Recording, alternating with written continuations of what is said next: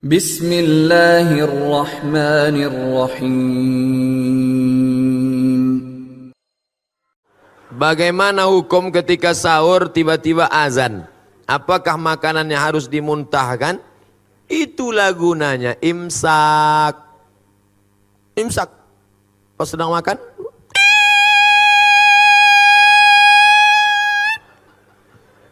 di Maroko tak ada imsak. Rupanya imsak itu cuma ada mazhab Syafi'i. Maroko mazhabnya Maliki, tak ada. Jadi kami makan aja. Makan. Pas sedang makan, Allahu Akbar, Allahu Akbar.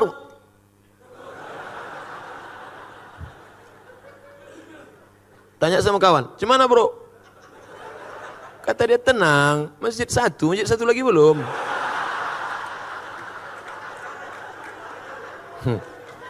Barulah saya paham makna imsak. Imsak itu artinya lampu kuning 10 menit agak-agak 50 ayat sebelum azan subuh, mulut sudah steril bersih. Tapi kalau suasana normal, kalau terbangunnya pas imsak karena lembur, capek, kerja, tugas banyak, pas terbangun imsak, apakah tak boleh makan? Boleh. Ambil nasi, gulai, sampodeh baung, sambal belacan, potai, ikan bilis, masukkan blender. Nah, dah tu ambil pipet 2. Nawaitu saumaradin ada ifal di syahri Ramadan hazizan.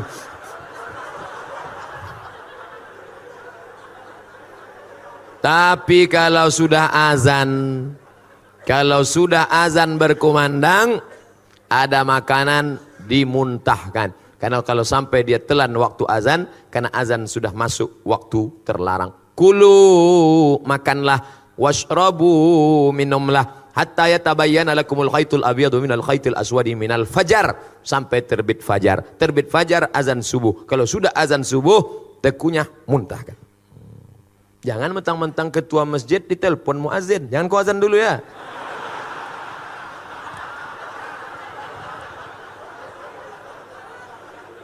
Banyak orang menyalahgunakan kekuasaan sekarang ini. Bagaimana pendapat Ustadz bagi lansia yang tak mampu puasa, tak mampu membayar fidyah? Puasa, tak sanggup puasa, level 2, ganti di hari yang lain. Tak sanggup mengganti di hari yang lain, bayar fidyah. Tak sanggup bayar fidyah, dia menerima fidyah. Itu hebatnya orang Islam. Tinggi, bisa turun, bisa ditawar. Datang seorang laki-laki mengadu ke rumah Nabi, "Ya Rasulullah, celaka aku ya Rasulullah." "Kenapa kau celaka?" "Maaf, berhubungan aku dengan istriku di siang Ramadan." "Puasa engkau 60 hari," kata Nabi. 60 hari kau puasa. "Sedang 30 aku tak tahan." "Kalau gitu kau kasih makan 60 fakir miskin." "Aku tak ada ya Rasulullah, tak sanggup." Pergi Nabi ke belakang, diambil Nabi korma 1 karung. Nih korma 1 karung, kasih ke fakir miskin di kampungmu sana. Pergi bawa. "Ya Rasulullah, aku yang paling miskin di kampung itu." Hatta badat nawajizuhu, Nabi tertawa sampai nampak gigi gerahamnya. Jadi jangan kalian bayangkan Nabi itu serius. Neraka. Nabi tersenyum hatta badat nawajizuhu, sampai nampak gigi geraham. Kata Nabi, menengok orang yang susah nekat tadi. Jadi tak ada di kampung itu lebih susah dari engkau. Tak ada ya Rasulullah.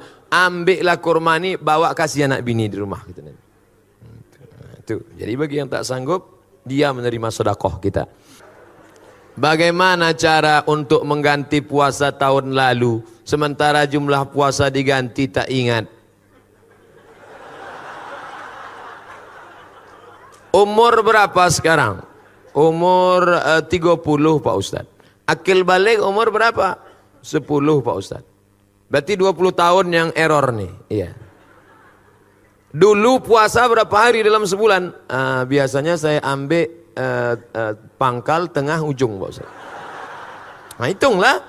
Berarti dapat disimpulkan selama 10 tahun, setahun cuma 27. Kali 10 berarti 270. 270 kali 3. Nah itulah ganti. Banyak tuh Pak Ustadz. Siapa nyuruh tinggalkan? Ustadz jujur Ustadz jujur.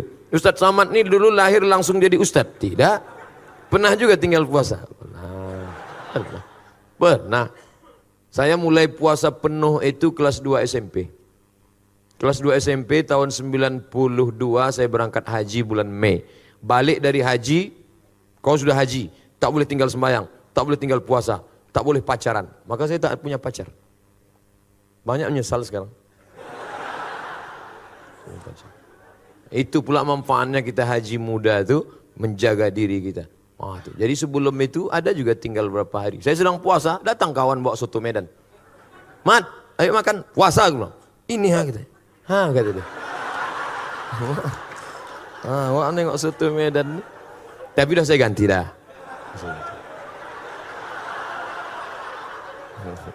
Ganti dah. Mak saya tanya, Mak, waktu mak mengandung aku berapa hari tinggal puasa? Dulu kau sakit-sakitan dalam perut. So tiap hari sakit. Maka 30 hari aku tak puasa. Menyusukan tahun pertama 30 hari. Menyusukan tahun ketiga 30 hari. Jadi untuk aku berapa hari mak tak puasa? 90 hari. Ganti mak. Setahun mak saya puasa Senin Kamis lunas. Senin Kamis, Senin Kamis, Senin Kamis, Senin Kamis 8 hari. 10 bulan 80 hari. Tambahnya 8 hari lagi bulan 88. Tambahnya 1 selesai. Sudah lunas hutang puasanya. Umurnya berapa? 70 tahun. Tapi tak saya paksa. Jangan pula mak kita paksa. Ini ada jamaah ini umur 80 dipaksa. Saya paksa mak saya puasa Pak Ustaz. Kenapa kau paksa? Saya dulu dipaksanya. Ini tak betul. Jadi bapak yang punya ngutang 270 hari, kalau istiqomah puasa Senin Kamis, setahun lunas. Dan orang yang puasa sehat. Sumu tasihhu, puasa kau akan sehat. Ini darah ini berat. Darah ini berat menyembur dari jantung naik ke otak. Kenapa darah berat? Karena ada minyak di dalamnya. Minyak itu apa? Kolesterol. Kenapa berat ini di dalam? Kenapa? Karena di dalamnya ada gula. Gula membuat darah beku. Kenapa dia? Diabetes mellitus. Saya tanya, Pak, berapa umur Bapak? 80 sekian Ustaz Somad. Saya tengok Bapak sehat aja. Iya. Apa rahasianya Pak? Saya tak pernah makan goreng-gorengan Ustaz.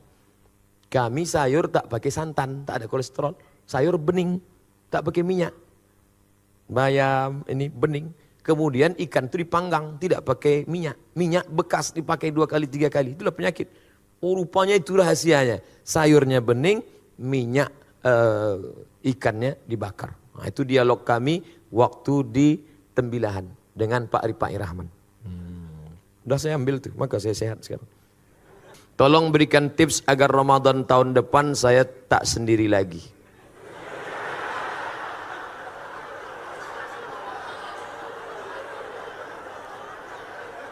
Pertama, dekati Ustadz. Dekati Ustadz. Ustadz Noki, Ustadz siapa? Tanya dia, Ustadz ada stok-stok Ustadz.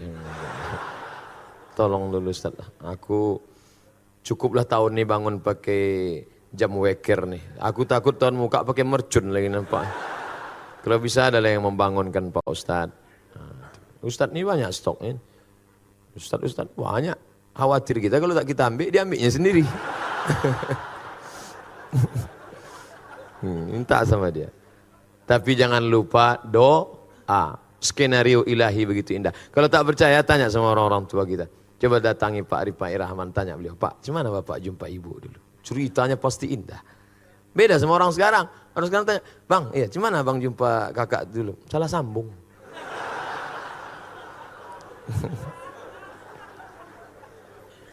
Apa kata Presiden Soekarno kepada istrinya? Adinda, kau tak pernah mencari aku pun tak pernah mencarimu. Tuhan mempertemukan kita. Indah. Di mana Bang jumpa kakak dulu? Di Bang Riau Kepri. Kalian kerja di situ? Enggak, numpang dengar ceramah aja. Gimana ceritanya? Pas balik hilang selap. Pas sedang cari-cari itu terantuk kepala. Itulah nampak.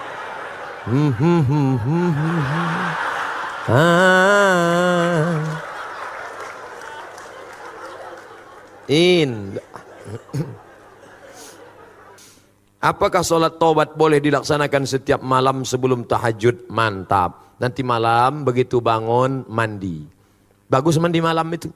Katanya mandi malam rematik. Dari habis maghrib ke jam 1 itu bisa rematik. Tapi dari jam 1 ke subuh bagus. Terapi mandi malam. Segar, sehat. Mandi malam. Mandi. Habis mandi, bersih semua, ambil parfum no alkohol, sapukan ke tangan, ke leher. Malaikat rahmat suka mendekati orang yang harum-harum. Turun dia mendekati. Innal malaikata tata'adza, malaikat tersakiti mencium bau. Itu makanya Nabi melarang orang makan jengkol, melarang orang makan bawang putih, bawang merah ke masjid. Terganggu malaikat. Pertama solat sunat wudu, usolli sunnatal wudu. Habis itu solat sunat taubat, habis itu solat sunat hajat, habis itu solat sunat tahajud. Jangan witir lagi, karena udah witir di masjid. Tak boleh 2 kali witir dalam semalam. Ayatnya Pak Ustadz, apa ayat paling panjang yang kau hafal? Wal asri Pak Ustadz. Yang kedua, inna a'tayna Pak Ustadz. Biar tahu saya mengagak-agaknya. Habis itu kuliah. Habis itu kulhu. Habis itu trikul dulu Pak Ustadz. Kuliah. Dah, kalau begitu begini settingnya. Salat sunat wudu, wal asri dulu. Ayat kedua kul huwallah.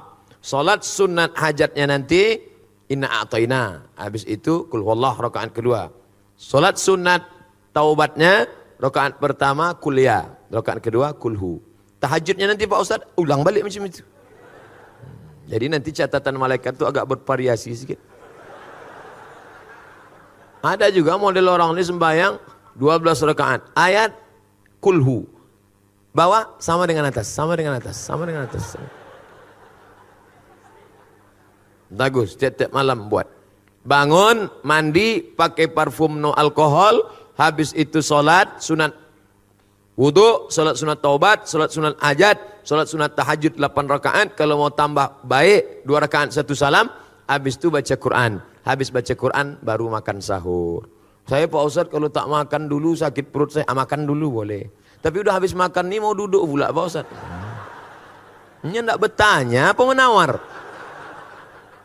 Saya seorang Muhammadiyah memutuskan puasa hari Sabtu. Lalu negara mengumumkan puasa hari Ahad. Saya ikut mana? Lalu kata yang datang dari kelompok ini, ati'ullah wa ati'ur rasul wa ulil amri minkum. Taatlah kepada ulil amri. Kata yang Muhammadiyah, ulil amri itu Din Samsudin, bukan Jokowi. Karena ini kan tidak diangkat berdasarkan surah. Coba tengok tafsirnya. Ulil amri itu ulama, bukan pemimpin. Ini demokrasi, kata dia. Kata yang satu lagi, kamu kalau nggak mau ikut presiden, bakar aja KTP-mu. Bakar aja SIM, pergi tinggal ke hutan sana. Akhirnya kelailah. Kenapa pertentangan ini terjadi? Karena sidang isbatnya diekspos. Akhirnya 2 tahun belakangan ini muncul ide, jangan lagi sidang isbat itu diekspos sehingga semua nonton. Sidang isbat di ruang tertutup, mau kelahi antara NU sama Muhammadiyah, kelahi di ruang tertutup itu, tapi suara yang keluar tetap satu. Itu yang terjadi di Mesir. Antara hisab, ilmu astronomi, dengan ru'yah yang pakai itu dikombinasikan. Jadi hisab dengan ru'yah bukan dikonfrontir, ditabrakkan, tapi dikombinasikan. Maka yang mestinya keluar itu satu suara. Sudah terwujud 2 tahun ini bisa satu suara. Karena waktu itu sidang isbatnya tertutup, nanti yang keluar adalah langsung satu kata. Dengan ini kami semua ormas sepakat bahwa besok adalah 1 Ramadan. Walaupun bisik-bisik di dalam katanya ini mereka Ustadz seperti arisan. Untuk tahun ini Muhammadiyah, untuk tahun depan NU. Wallahu alam, betul atau tidak, tapi yang jelas mampu mempersatukan. Andai ini terjadi, satu amat sangat baik, bagus, positif. Orang luar agama kita tidak membenturkan kita. Andai balik ke lagu lama, dibenturkan antara ormas dengan negara, ikut mana? Saya pribadi menyarankan istafti qalbak wa in aftakal muftun. Ikutlah apa yang engkau yakini benar menurut engkau, walaupun 1000 orang berfatwa, memberikan fatwa kepadamu. Fatwa yang dikeluarkan oleh Muhammadiyah benar, fatwa yang dikeluarkan oleh Majelis Ulama Indonesia benar. Titik persimpangannya di mana? Penetapan pada angka minimal. MUI NU menetapkan angka 2 derajat. Jika 2 derajat, maka dia dapat dikatakan hilal. Bila kurang dari 2 derajat, 1,5 bukan hilal.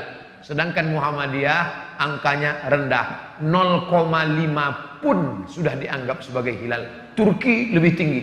Turki menetapkan hilal kalau 6 derajat. 6 derajat baru hilal, 2 derajat tidak hilal. Kesepakatan 6 negara, Brunei Darussalam, Singapura, Indonesia, Malaysia, Patani Thailand Selatan, Moro Filipina, 6 yang muslim ini menyepakati 2 derajat baru disebut hilal. Kalau kurang dari 2 derajat bukan hilal.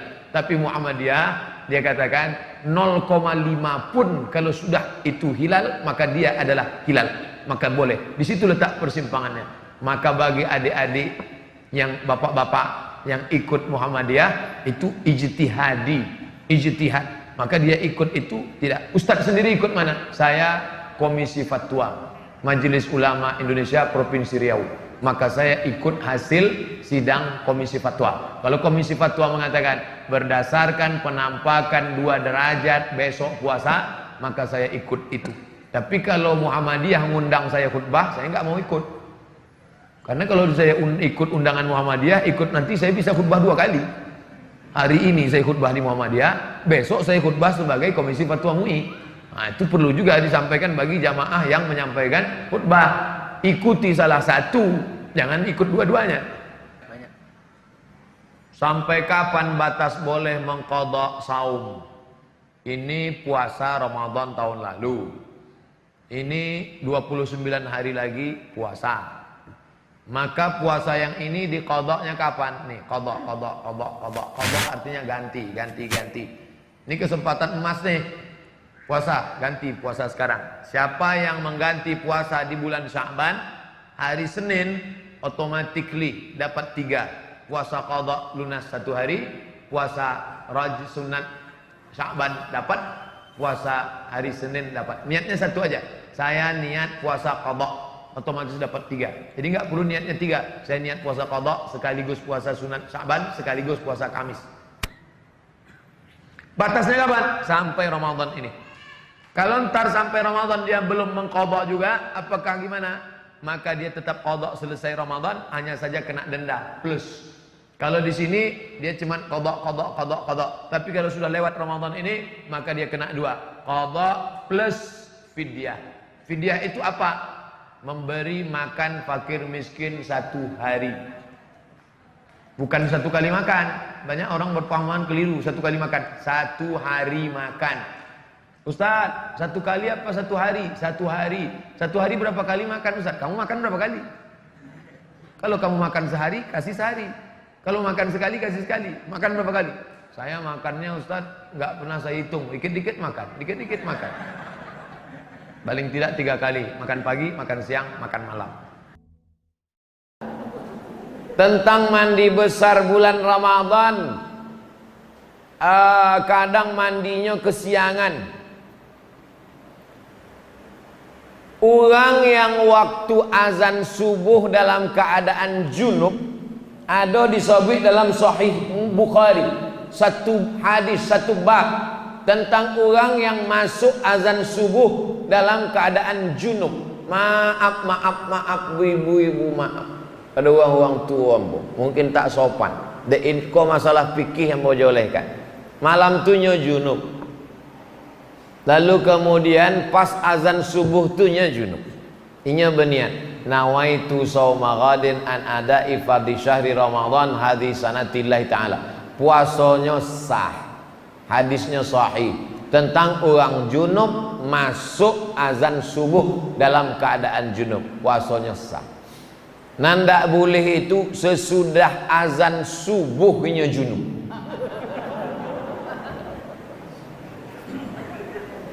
Kecuali mimpi, sebab mimpi bukan kuasanya, loloknya. Lah itu mimpinya, junubnya sebab mimpi. Itu puasanya ndak usah. Sebab mimpi bukan mimpi, mana bisa dipesan. Ndak bisa di request mimpi. Ambo ndak mimpi kering, ndak mimpi basah, ndak bisa di request. Boleh. Berapa jumlah rakaat tarawih? Imam Az-Zarqani dalam kitab Syarh Al-Mawahib Al-Ladunniyah meriwayatkan bahwa Ibnu Hibban menyebutkan salat tarawih pada awalnya 11 rakaat. Mereka melaksanakannya dengan bacaannya sangat panjang. Panjang ayatnya, rakaatnya sedikit 11. Bahkan satu riwayat menyebut Nabi rakaat pertama surat Al-Baqarah 2 juz 4 lembar. Lalu kemudian mereka merasa berat, maka mereka ringankan bacaannya. Artinya tak terlalu panjang, dan mereka buat 20 rakaat tambah witir 3, 23. Satu malam satu juz, dipendekkan. Nama imamnya Ubay bin Ka'ab radhiyallahu anhu. Sayyidina Umar ibn al-Khattab yang memanggil. Ubay, kata Umar, ya kau kuangkat jadi imam tarawih, tapi jangan buat panjang-panjang, satu malam satu juz saja. Buat rakaatnya 23. Kemudian pada masa pemerintahan Umar ibn Abdul Aziz, jumrah tarawih bertambah menjadi 36, dengan witir 3 menjadi 39. 11, 23, 39. Maka kata Imam Ibnu Hajar Al-Asqalani, kalau rakaatnya sedikit maka ayatnya panjang, kalau ayatnya pendek maka rakaatnya banyak. Itu jurusnya. Saya yang paling ikut sunnah. Kenapa? Saya 8 rakaat. Mantap, tapi ayatnya qul huwallah. Oh, tak betul. Kami yang paling sunnah, kami 23. Apa ayatnya? Alhaqumut takasur, sama juga. Jadilah daripada tak tarawih sama sekali. Intinya ini jangan berkelahi. Berkelahi antara yang 11 sama 23, sampai bertinju-tinju. Wah, yang senang siapa? Yang tak sembahyang. Kenapa mereka berkelahi di masjid? Tuh yang satu mengatakan 11. Siapa yang mengatakan lebih dari 11 bid'ah? Karena menambah-nambah yang dibuat Nabi. Kullu bid'atin dhalalah wa kullu dhalalatin finnar. Siapa yang melaksanakan 23 masuk neraka? Yang ini pula mengatakan hanya 23. Siapa yang tak buat 23 maka tak sah. Maka Syekh Atiyah Soqar, Mufti Al-Azhar, mengutip pendapat ini. Saya kutip. Inilah ya. Kalau Masjid An-Nur itu, Masjid An-Nur itu 2 kloter. Kloter pertama kloter 8. Selesai 8 mundur, maju kloter 23. Begitu biasanya. Kalau masjid kita ini Nurul Islam, tengok gayanya 8. Masjid Raya Pasar Bawah, itu masjid tertua di Riau, di Pekanbaru tuh. Ketika Sultan Siak mendirikan kota Pekanbaru ini, Sultan Abdul Jalil membangun masjid itu. Maka didirikanlah Masjid Raya Masjid Raya Senapelan. Jangan sebut Masjid Raya Pasar Bawah, Masjid Raya Senapelan. Marah Pak Hermen dulu waktu ada orang menyebut Masjid Raya Pasar Bawah. Enggak, kata dia. Masjid Raya Senapelan. Yalah Pak. Nah, itu tetap bertahan 23 rakaat. Yang mengikut tradisi Umar, Masjid Raya Senapelan 23 rakaat 1 juz. Kabarnya tahun ini akan datang Syekh Abdurrahman Al-Awwaj yang dulu beberapa tahun yang lalu di kita tausiah subuh di Al-Falah. Kalau di Maroko habis Isya 10. Unik Maroko, habis Isya 10.